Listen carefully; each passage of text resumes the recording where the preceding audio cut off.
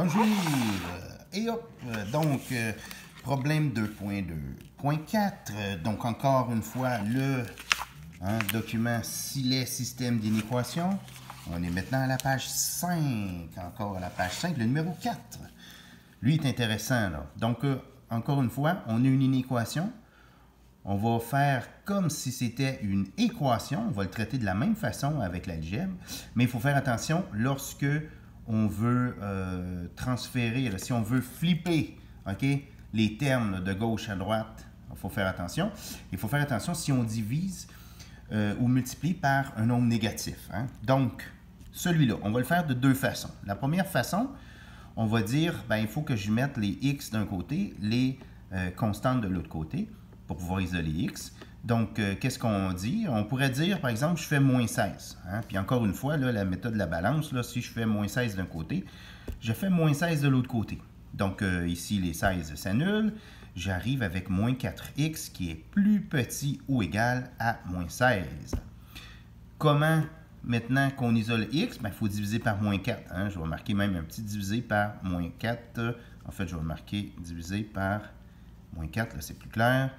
Et divisé par moins 4. OK?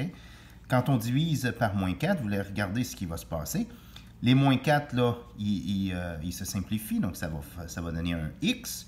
Ici, le moins aussi va disparaître, parce que c'est moins 16 divisé par moins 4, ça va faire plus 4.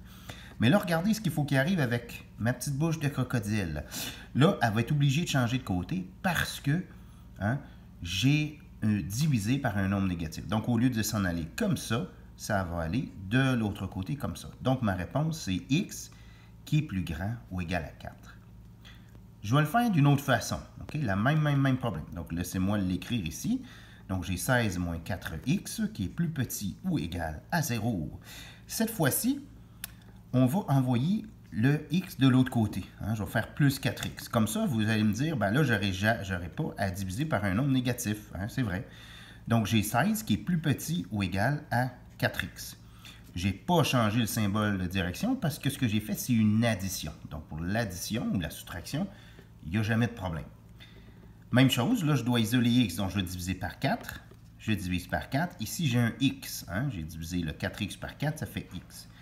Le 16, si je divise par 4, ça fait 4. Et puis là, mon symbole, il n'a pas changé de place. Il n'a pas changé d'orientation. Sauf que, si je veux le lire de gauche à droite, là, je dis 4 plus petit ou égal à x. Si je veux le lire de gauche à droite, avec mon x à gauche, ben, je suis obligé d'envoyer mon x de ce côté-là, puis mon 4 de ce côté-là. Je vais inverser. Mais si je le fais, qu'est-ce que ça donne? Donc, j'ai mon x, j'ai mon 4. Il faut que la bouche du crocodile mange la même chose. Donc là, si mon x est à gauche, ça veut dire que le crocodile, il mange toujours le x. Il est rendu comme ça. Donc, j'ai inversé le symbole d'inéquation. Et vous remarquez que ça, c'est la même chose que ça.